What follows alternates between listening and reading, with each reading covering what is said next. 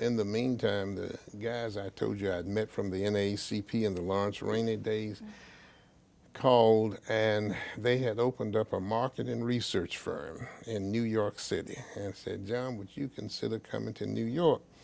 I had never been to New York. I had never been any place bigger than Louisville, to be honest with you.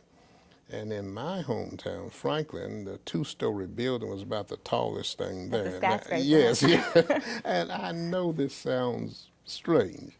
You see this stuff on TV, but I literally would go in the afternoons down on Broadway and just look at the tall building. It was just amazing to me. And these guys opened up a marketing research firm called Pinkett Brown and Black. Got the name of Preston Pinkett, Walter Black, and Kenneth Brown. And so they named it Pinkett Brown and Black.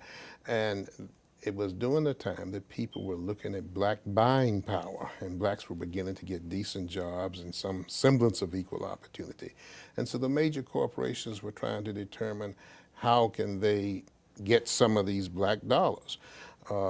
And so white marketing firms were reluctant to do marketing in the black community. You know, sometimes you get on your door a sample of products. One of our sub-companies was called segmented sampling, but none of the white sampling companies would go into the public projects in Newark and places like that. The second largest, Bernie Green in Chicago was the largest. The second largest one was one right over in Newark, New Jersey.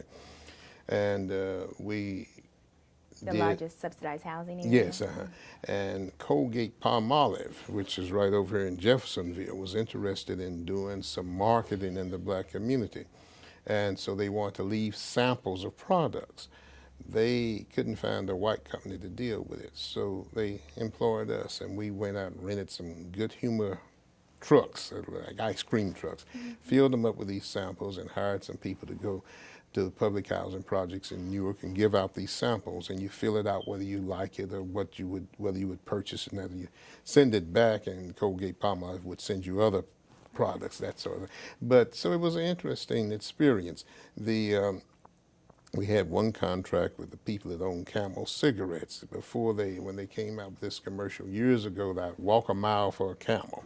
And during this time of Black Pride, they were concerned that if they put this big billboard up in the middle of Harlem with a black man with a hole in his shoe, whether that would discourage people from buying Camels or cause them to buy.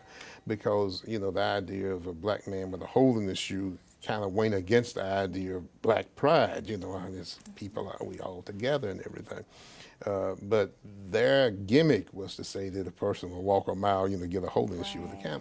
So they had a problem with the white guys, but they were concerned whether they put a black guy's picture up there, what would be the... So we hired people. We went to 5 cities, one in Atlanta, one in Boston, I forget, but there were 5 cities, I think one out in LA, and did these samplings in shopping centers.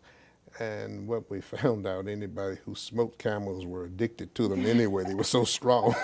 And those who didn't want them. But it was an interesting study that we did. We did a lot of that sort of thing.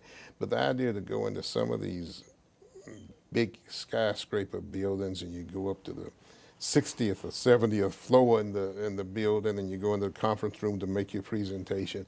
And I was kind of like a fly on the wall, but I just enjoyed going and having that experience. It was quite an experience.